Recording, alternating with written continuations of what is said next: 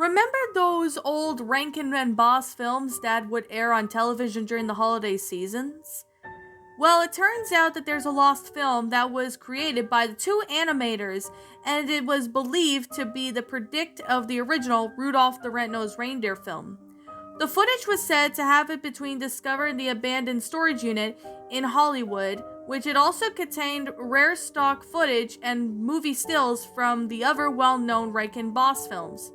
Super 8 canister was labeled as Reindeer, so it was automatically believed to be the original footage taken of Rudolph's famed movie.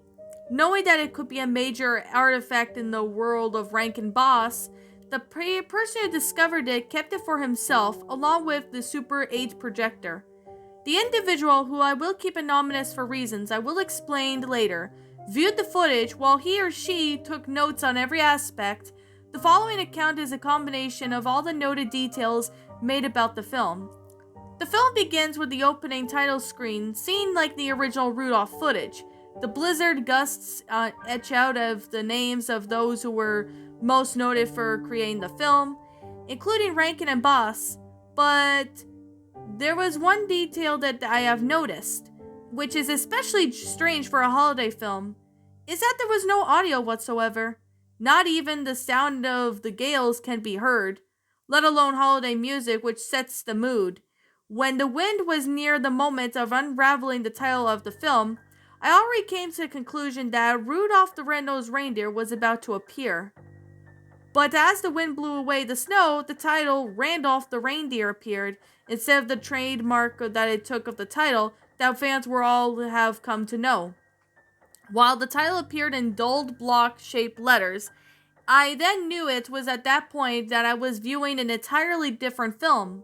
But I pressed on, thinking it was just some sort of prototype version of Rudolph the Red film, and it was never finished.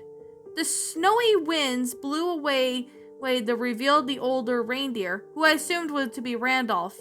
But the most unnerving detail about him was that his fur was completely black instead of the brownish hue given to him in the original film. We see him casually walking through the wintry forests, showing no emotions on his face. He continues to walk until he runs into other reindeer, one of them being similar to Fireball. One strange detail besides the reindeer being completely black is that there was no audio of the characters talking to each other. The only sound of grainy footage can be heard, increasingly the terrifying nature of the film. The reindeer seem to be mocking Rudolph, or Randolph for short, to notice, on one of the few smaller traits of the original film. You could clearly see the two characters laughing at him, showing more hatred with every giggle. A zoom in of Randolph's face shows pure anger that he has towards the reindeer, his pupils and bloodshot. The screen then changes to a real-life footage of two reindeer brawling on each other, clashing their antlers together. At this point I knew that the film was made by someone other than Rankin and Boss in this detail. Along with the others, it doesn't seem to add up to the joyful holiday film, but possibly a spin-off of the original Rudolph movie. The footage of two reindeer fighting lasts about a minute, and then the screen then flips back to the puppet sequence. The mangled body of Fireball, now like the reindeer shown in Full Blown, causing me to gasp both in terror and shock, laid there on the blood-stained snow was his entrails lying beside him. The image stayed like that way for about a minute, until it changed to the next scene. It was then I came to the shocking conclusion that Randolph had visually mauled one of the reindeer, while the second one fled away in terror. The next scene shows Santa's castle, which was done in black and gray colors instead of the well-known pinkish shades. The screen then fades out to Santa and Mrs. Claus in the dining room area.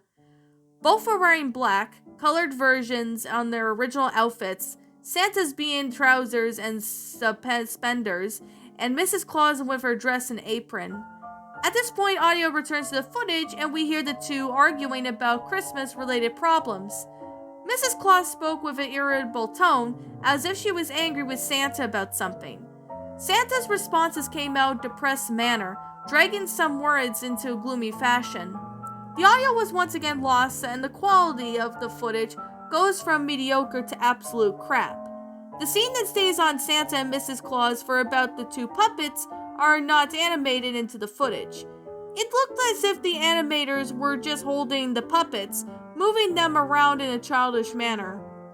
In some frames, the fingers or hands of the animators can be seen for a split second. The screen then goes to Randolph strolling through the forest, but in the opposite direction of what is supposed to be the beginning of the film. Blood could be seen trickling down from his antlers as he leaves the bloody hoof tracks into his gate. The scene seems to be repeating itself, as if the same footage was used over and over again until the scene changed. But one thing I have noticed was that there was no sign of any of the forest critters from the original film. Rabbits, seals, raccoons, and even the birds could not be seen. It wasn't until a few seconds later into the sequence when I noticed what was lying in the snow as Randolph continues walking. As he walks by, the carcasses of the birds, rabbits, and raccoons lie in the snow beside him. Almost disturbing detail about as the bodies appear to be eaten by something other than an animal. Randolph continues to walk, not stopping even once to notice the dead bodies beside him. But before the screen changes, I noticed something lying next to the body on the screen. I rewind the footage and nearly vomited. Lying next to it was the carcass of the rabbit, was a knife and fork covered in crimson red blood. The scene then fades out to the elf workshop, filled with busy elves building toys. A faint bell can be heard, and the elves begin to exit the room. We see Hermie about to stand up, but was immediately assaulted by the head elf. As he begins screaming at Hermie, the audio is gone, so all you can make out were the two characters' mouth words. One strange aspect from the head elf is that he looks more primitive, with a shaggy beard and tattered clothes.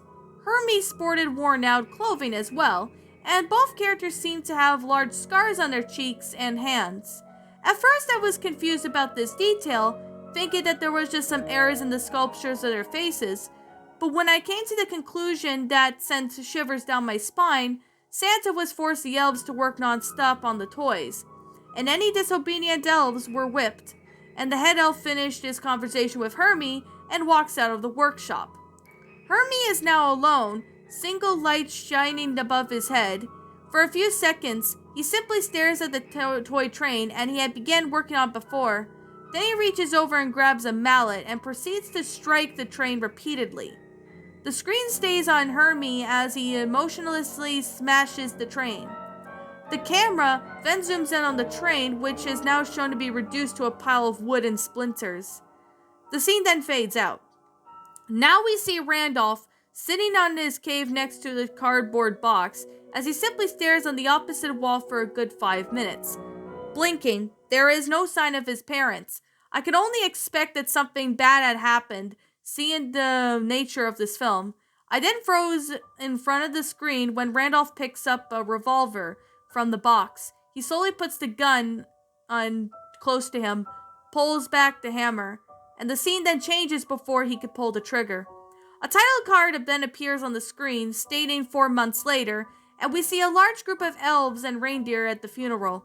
All the elves were wearing black elf uniforms, and we see a coffin in front of the crowd containing Randolph. The most eerie aspect of him shows no signs of decomposition, as if the body was dead the day before. The crowd then lines up and begins to say their farewells to Randolph. After a few elves pass by, a female reindeer comes up to the coffin, places a blood-soaked antler next to the casket. I assumed that it was Fireball's mother, who still grieves over the death of her son.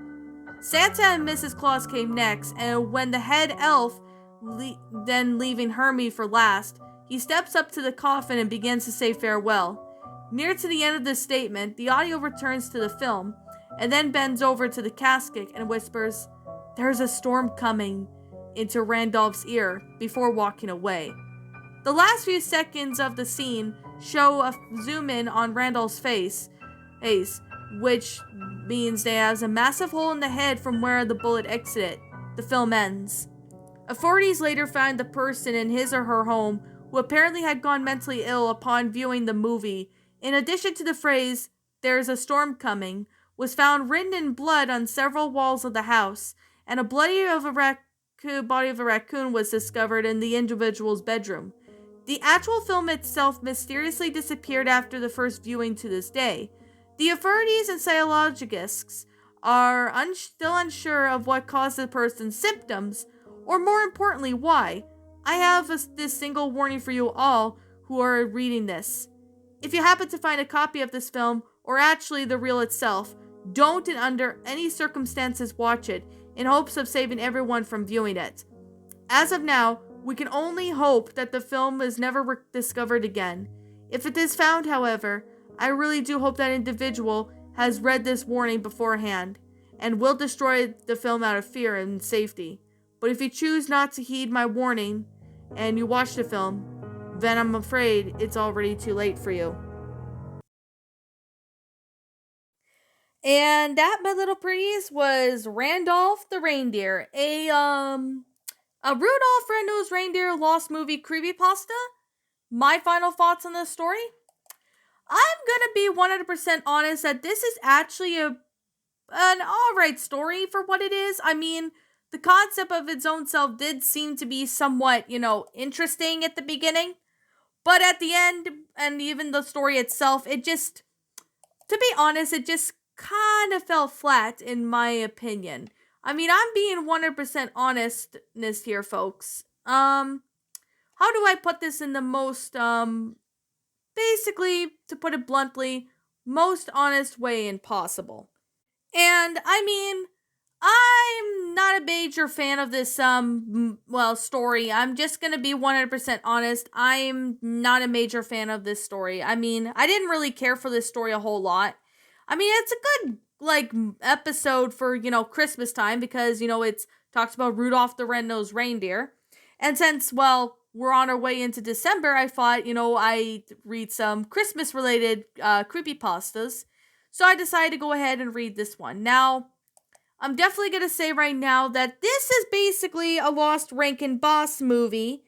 Creepypasta is a gory spin-off to the beloved Rudolph Red-Nosed Reindeer film. I'm going to be 100% honest that when I heard of this narration, I think the first time was from, Andal's channel. That's when I decided to go ahead and, give this, story a read. So one thing I definitely have to say is that Nasu actually narrated this story, 7 years ago. Then then Gory Parodies narrated this story, and then Dave the Useless narrated this one, and then Andal came by and narrated this one. Now I did see their narrations of this story, so I decided to go ahead and give it a read at this one. I think I did read this back in 2019, but I don't remember though, because it's been quite a long time since I last seen it. Now, I think Space Voyager did narrate this at one point. I don't remember if he did. I think he might have did at one point. I don't remember. And, I mean, I think he said it was cliched and all that. And I have to say, the film is kind of taking inspiration from Squidward's Not Alive Anymore. I can't really say the actual word, but when you hear me say Squidward's Not Alive Anymore, you basically can get the idea of what the actual episode I'm saying about that SpongeBob one that I cannot specifically say because of obvious reasons. But I remember Shadow Reader narrated this one back on his old channel, and I do hope Shadow does decide to re-upload that narration onto his channel that he has now, or at least maybe re-narrate it. I really don't know what Shadow's going to be doing with that, but I hope he does either way.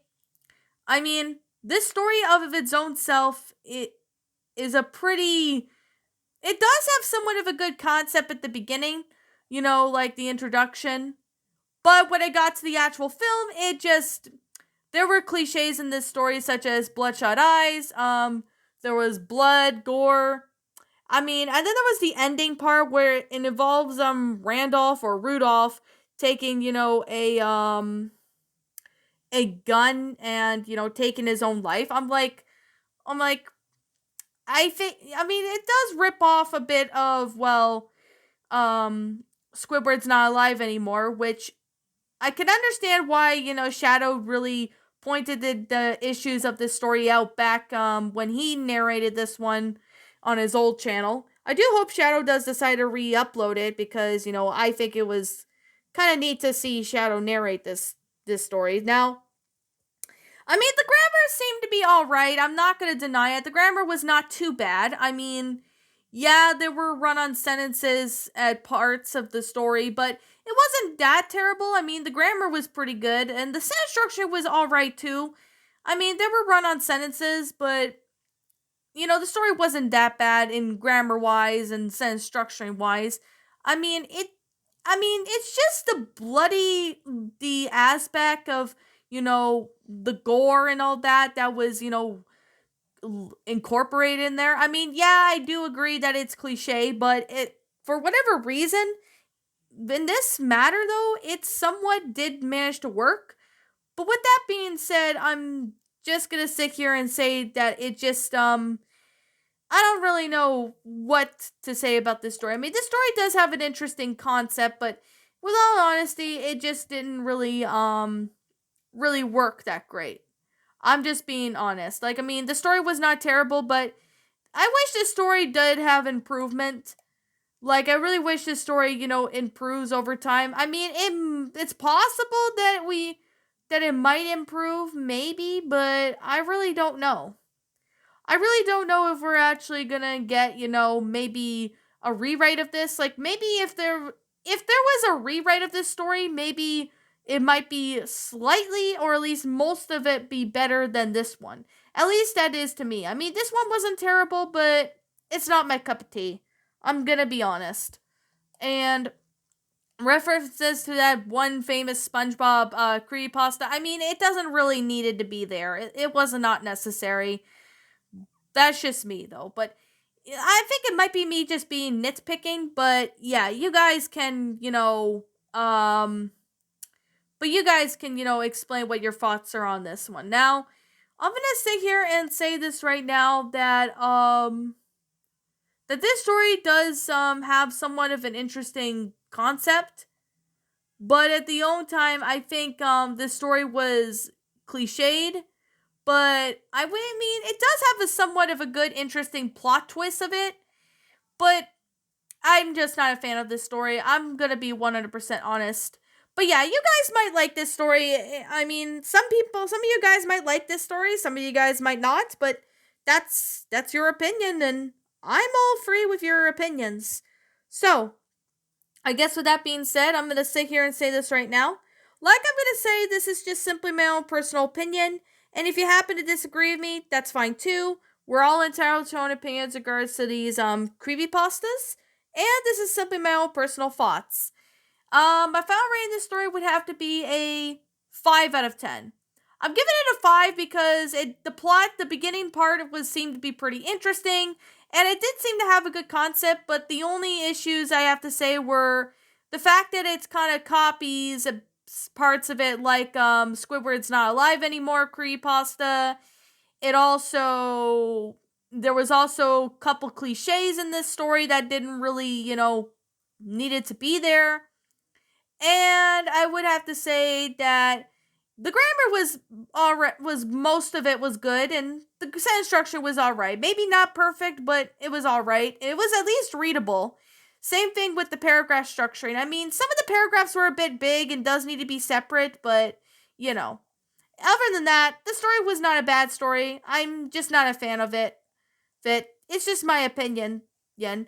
You guys might have your different opinions. Like, you guys might like this story, you guys might not, but whatever your opinion is, feel free to let me know in the comments below.